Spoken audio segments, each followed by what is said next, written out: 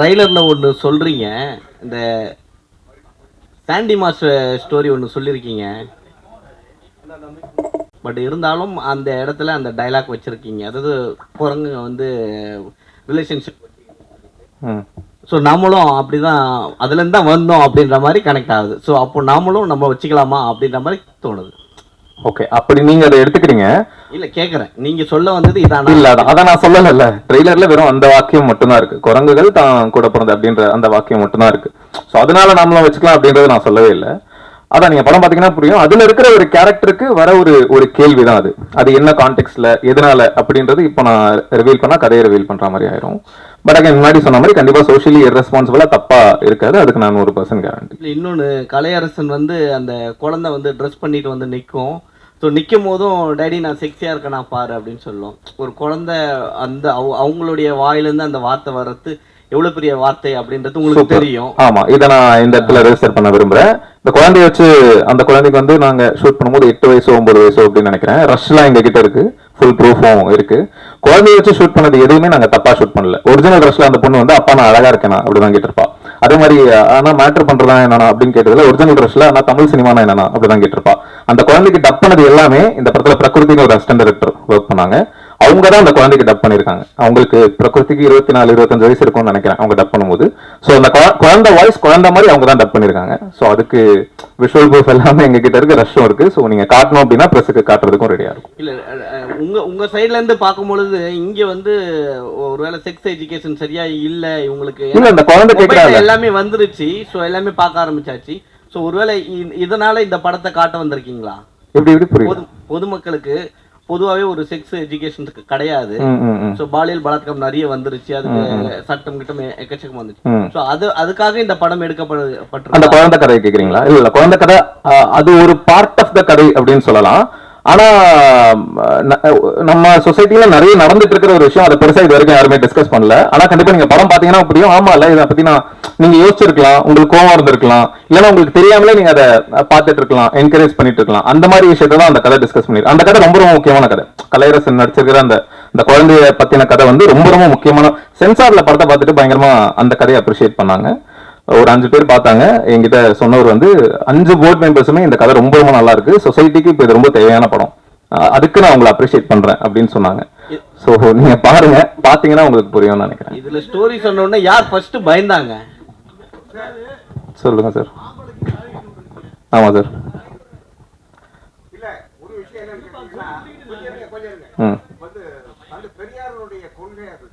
Correct sir.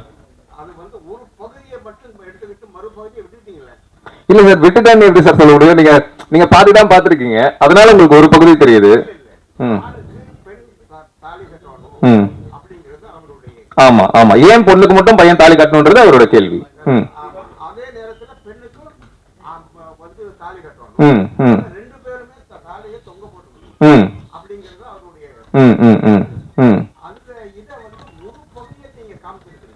அதான் sir, ட்ரெய்லர்ல நான் ஒரு பகுதி காமிச்சிருக்கேன்.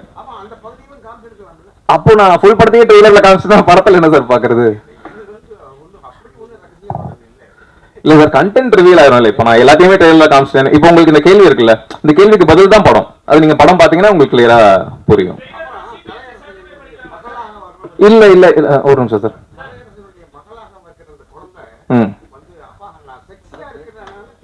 ஆமா சார். சார் அது நீங்க படம் பாத்தீங்கன்னா புரியும். அதான் சொல்றேனே, அந்த கதை ரொம்ப ரொம்ப முக்கியமான கதை, அது நீங்க பாத்தீங்கன்னா உங்களுக்கு புரியும். சார் இப்ப நீங்க ஒரு விஷயம் சொல்ல வரீங்க சார். சார் இங்க பாருங்க சார். இல்ல சார், இல்ல ட்ரெய்லர் சென்சார் கிடையாது சார்.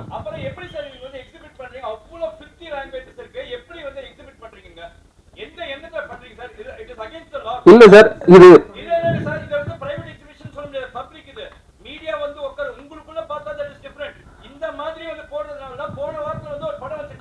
இல்ல சார், கரெக்ட் தான் சார். இது பிரைவேட் ஸ்கிரீனிங் தானே சார்? இல்ல சார், நாங்க இன்வைட் பண்ண ஆட்கள் தானே சார் வந்திருக்காங்க.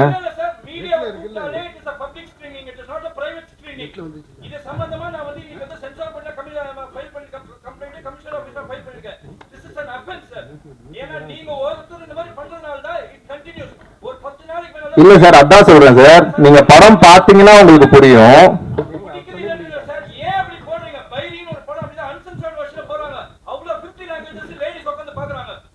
இல்ல சார், அதான் சார் இது பிரைவேட் ஸ்கிரீனிங் சார். இப்போ நாங்க தான் சார் இன்வைட் பண்ணிருக்கோம். இல்ல இது இல்ல சார், நாங்க இன்வைட் பண்ணி ஒரு பர்టిక్యులர் குரூப் ஆஃப் பீப்புளுக்கு போடும்போது எப்படி சார் அது பப்ளிக் ஸ்கிரீனிங் ஆகும்? சார் நம்ம யூடியூப்ல தான் சார். இல்ல யூடியூப்ல சரி ஓகே சார் நீங்க ஒரு விஷயம் பண்ணிருக்கீங்க சார். பொண்ணு வந்து மாப்பிள்ளைக்கு வந்து தாலி கட்டுறாங்க சார், சரிங்களா? இது தமிழோட கலாச்சாரத்துக்கு எதிரானது, சரிங்களா? அதை வந்து நீங்க எப்படி சார் வந்து ரிவீல் பண்ணலாம் சார்? அதான் சார், இப்போ ஒரு கட்டம் வரைக்கும் வந்து கல்யாணம் ஆன ஹஸ்பண்ட் செத்துட்டா அந்த பொண்ணு வந்து ஒயிட் ட்ரெஸ் தான் போடணும் அப்படின்றது நம்ம கலாச்சாரமா இருந்தது. ஒரு பாயிண்ட்க்கு அப்புறம் அது மாறுச்சுல. இப்போ புருஷன் செத்துட்டா பொண்டாட்டி வந்து உடன்கட்டை ஏறணும் அப்படின்றது கலாச்சாரமா இருந்தது. ஒரு பாயிண்ட்ல அது மாறுச்சுல. அப்போ ஏன் பொண்ணுங்க மட்டும் தான் தாலி கட்டிக்கணும் அப்படின்றது ஏன் அப்படின்றது வந்து தமிழோட கலாச்சாரத்தை மாத்த போறீங்களா? ஏன்னா இப்பவே வந்து இருங்க, இப்பவே வந்து 33% கொடுத்ததுனாலேயே வந்து அவங்க என்ன சொல்றாங்க, இன்னும் 1% வேணும்னு கேக்குறாங்க. இப்ப தாலின்னு ஒரு விஷயம் வருது, அதனாலதான் வந்து பெண்கள் வந்து குடும்ப பெண்கள் சொல்றேன், குடும்ப பெண்கள் அவங்க வந்து இருங்க சார், ஓகே நீங்க சொல்ற ஈக்குவாலிட்டி எல்லாமே சரிதான் சார். இப்ப குடும்ப பெண்கள் வந்து அவங்களோட ஒரு பிராண்ட் என்னன்னா ஃபேமிலி கேர்ள், ஃபேமிலி உமன் அப்படிதான் சொல்லுவாங்க. இப்போ நீங்க வந்து தாலியே நீங்க வந்து ஒரு தமிழோட கலாச்சாரத்தை மாத்துறீங்கன்னு சொல்லிட்டு ஒரு விஷயத்தை சொல்றீங்க. அது நீங்க யூடியூப்ல போறீங்க, ஆனா அதுவும் சோஷியல் மீடியா தானே சார். அது எப்படி சார் நீங்க மக்களுக்கு எப்படி சேர்க்க போறீங்க? அதுதான் சார், அது நீங்க படம் பாத்தீங்கன்னா புரியும். இப்போ தாலி இல்ல சார், நீங்க படம் பாத்தீங்க அப்ப நீங்க அந்த சீன் வைக்காம இருக்கலாம் சார். இல்ல சார், அது வைக்க கூடாதுன்னு நீங்க எப்படி சார் சொல்ல முடியும்? ஏன் சொல்ல வரேன்னா, இப்ப வந்து ஏ சரி கொடுத்துருக்காங்க. இல்ல சார், இப்ப காலங்காலமா ஒரு சார் ஏ கொடுத்துருக்காங்க, சரிங்களா? ஏ எது கொடுக்குறாங்கன்னா 18 இயர்ஸ் மேல வந்து பார்க்க கூடாது. நீங்க வந்து யூடியூப்லயே வந்து அதை வந்து நீங்க போட்டீங்க. யூடியூப்ல வந்து 10 வயசு பசங்க பாக்குறாங்க, 3 வயசு பசங்க பாக்குறாங்க. சோ வந்து அப்பவே வந்து கெட்டு போயிட்டு சார். இல்ல சார், யூடியூப்ல அப்படி பாத்தீங்கன்னா இன்னும் பேடான கண்டென்ட்லாம் இருக்கே சார். அப்ப இப்போ ஒரு குழந்தை கைக்கு போன் போதோ, ஒரு 18 வயசுக்கு கீழே இருக்கிற ஒரு பர்சன் கிட்ட போன் போதோ, அப்பவே அவங்க தேர் ப்ரோன் டு எவ்ரிதிங். இல்ல அவங்க போன் எடுத்தாலே பான் ஃபிலிம் கூட பார்க்க முடியும் சார். அப்போ நீங்க இதை மட்டும் அவங்க பாத்து கேட்டு போவாங்கன்னு எப்படி சார் சொல்ல முடியும்? அப்ப ஓப்பனாவே வந்து மேட்ரு பண்ணலாமா, மேட்ரு பண்றியா, சரிங்களா? அப்புறம் வந்து எடுத்த உடனே வல்கர் வார்த்தை, சரிங்களா? அவ்வளவு அசிங்கமான வார்த்தை. அதுல சென்சார் வந்து நீங்க கண்டிப்பா வாங்கிட்டீங்க, சரிங்களா? அதனால உங்களுக்கு ஓகே தான். ஆனா வந்து இப்ப வந்து நிறைய படங்கள் வந்து ஃபேமிலி ஆடியன்ஸா வந்தா தான் ஹிட் ஆகுது, சரிங்களா? இப்ப இவங்க வாங்கிட்ட போயிருக்கு 18 ஸ்கூல்ல நாள தான் வர முடியும். எப்படி சார் உங்க ஃபேமிலி ஆடியன்ஸ் வந்து வருவாங்க சார்? அததான் இதுல கிளியரா போட்டிருக்கேன். adults only film for family audience and youth தான் போட்டிருக்கோம். அதை என்ன மீன் பண்றோம் அப்படின்னா, குழந்தைங்க இந்த படத்தை பார்க்க கூடாது, இது குழந்தைங்களுக்கான படம் கிடையாது. ஆனா குழந்தைங்களை பெற்ற அப்பா மக்கள் இருக்காங்கல்ல, அவங்க எல்லாரும் கண்டிப்பா பார்க்கணும். அததான் இதை மீன் பண்ணி. அவங்களும் ஃபேமிலி தானே சார். ஒரு கல்யாணம் ஒரு புருஷன் முன்னாடி ஃபேமிலி தானே. குழந்தையோட வந்தாதான் ஃபேமிலி அர்த்தம் கிடையாதுல்ல.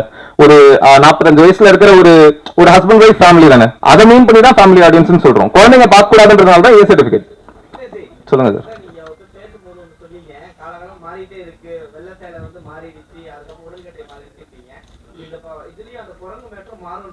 அப்படி நான் சொல்லல. அதுதான், அது வேற இது வேற.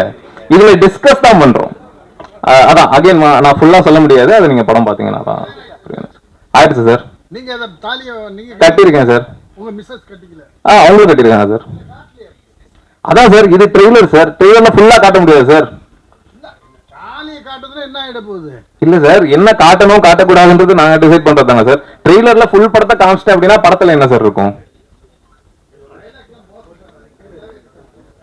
இல்ல சார், அது புரியுது. நீங்க படம் பாத்தீங்கன்னா புரியும்.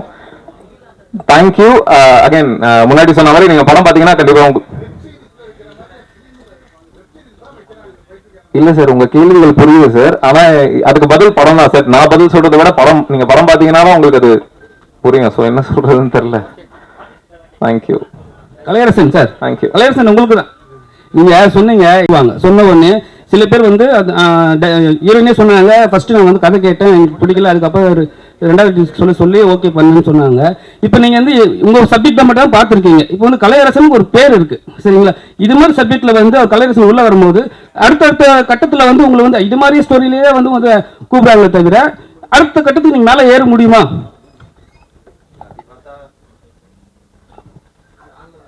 இல்லை, கரெக்ட் தான் நீங்கள் சொல்கிறது.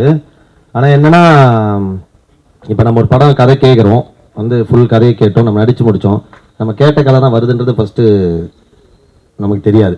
நீங்கள் வந்து ஒரு பயங்கரமான ரொம்ப ஜெனுவனான ஒரு கதையை கேட்டு ஒரு ஷார்ட்டில் ஒருத்தரை தப்பாக காமிச்சிட்டு கூட அவங்க போகலாம். அதில் எனக்கு உடன்பாடு இல்லாமல் இருக்கலாம். அதுக்காக நீ படத்தை நான் நிறுத்திட முடியுமா? பல கோடிகள் இன்வால்வ் ஆகிற விஷயம். நான் இந்த கதையை என்கிட்ட சொல்லும்போது என் கதை கரெக்டாக இருந்தது. எந்தில் வந்து எனக்கு ஆக்சுவலாக கனெக்டும் ஆச்சு. அந்த கதை எனக்கு கரெக்டாக இருக்கும்னு தோணுச்சு. அது நானும் அந்த மாதிரி சில விஷயங்கள் பார்க்கும்போது எனக்கும் அந்த யோசனை அந்த என்ன இந்த மாதிரி ஆமா இதுல கரெக்ட் இல்லை இவர் சொல்றது கரெக்டாக யோசிச்சிருக்காரு. அதெல்லாம் அது மாதிரி எனக்கு ரிவ்யூஸ் வச்சு ஒரு கதை சொல்லியிருந்தாரு, அதுவும் பயங்கர சென்சிபிளா இருந்தது. அதுதான் நான் புக்காண்டி இப்போ நம்ம இருக்கிற ஸ்டேஜுக்கு வந்து படத்தை எனக்கு போட்டு காட்டு, ஒரு ஷாட் எனக்கு காட்டு, ஒரு ஷாட் சொல்லி ஒரு படத்தை ரிலீஸ் பண்ண முடியாத நிலமையில நம்ம கிடையாது. நான் அந்த மாதிரி ஒரு பெரிய ஒரு உயரத்துக்கு போயிட்டு எல்லாமே என்னை நம்பி இருக்கிற மாதிரி இருந்தால் நான் இப்பயுமே I am very socially responsible. நம்ம 100 பேரை கரெக்டாக காட்டுற முடியும், யாருமே தப்பா காமிச்சதோட யாருமே ஒரு படத்தை பார்த்து காயப்படக்கூடாதுன்றது நான் ரொம்ப ரொம்ப கவனமாக தான் இருக்கேன். ஸோ அந்த மாதிரி இருக்கும்போது இந்த படம் எனக்கு மற்ற போர்ஷன்ஸ் உண்மையாக நான் பார்க்கல. பட் ஆனால் விக்னேஷ் கார்த்திகோட ஸ்டோரி டெல்லிங் ஸ்டைல் எனக்கு தெரியும், அவர் என்கிட்ட சொன்ன கதை இருக்கும், என் கதையில இருந்த ஜெனுனிட்டி எனக்கு தெரியும். அதனால அதே மாதிரி மற்ற விஷயம் ட்ரீட்மெண்ட் மேபி அவர் ஆரம்பிக்கிறது எப்படி இருக்கலாமே தவிர பட் கண்டிப்பா ஒரு தப்பான ஒரு மெசேஜ் சொல்ல மாட்டாருன்ற நம்பிக்கை எனக்கு இருக்கு. சரி, உங்க சீன்ல தான் சார் அந்த குழந்தை வந்து பேசுறாங்க. ஆனா ஃபர்ஸ்ட் வந்து டேக் எடுக்கும் போது வேற டைலாக், அதுக்கப்புறம் அந்த டைலாக் வந்து சொன்னாருங்களா இது மாதிரி இந்த மாதிரி தான் டைலாக் வரப்போகுது? நான் அப்பயுமே சொன்னோம் நம்ம குழந்தைய வச்சு ஷூட் பண்றோம், நம்ம இது வந்து தப்புன்னு தான் காட்ட போறோம், பட் குழந்தைய வச்சு ஷூட் பண்றது எப்படின்னு சொல்லும்போது அது ரொம்ப கிளியரா அவர் எக்ஸ்பிளைன் பண்ணாரு. ஏன்னா அதனால தான் அந்த ஸ்பாட்ல வந்து நம்ம குழந்தையுமே படம் பார்க்கறதுக்கு நமக்கு அலௌட் கிடையாது, அதனால ஏ சர்டிஃபிகேட் கொடுத்துருக்காங்க. அந்த வந்து அந்த குழந்தைய வச்சு நம்ம ஷூட் பண்ணும்போது வேற டைலாக்ஸ் கொடுத்து தான் ஷூட் பண்ணோம். அது ரொம்ப கான்சியஸா, ஏன்னா நம்ம விஷயத்தை சொல்லிட்டு அதுவே நம்ம படத்துல பண்றது தப்புன்றது தான் நம்ம சொல்ல வர்றது. அதுக்கு வந்து ரொம்ப ப்ராப்பரா தான் பண்ணாரு. ஸோ அது வந்து எனக்கு அங்கேயே எக்ஸ்பிளைன் பண்ணாரு, அதை அக்செப்ட் பண்ணிட்டு தான் நடிச்சேன்.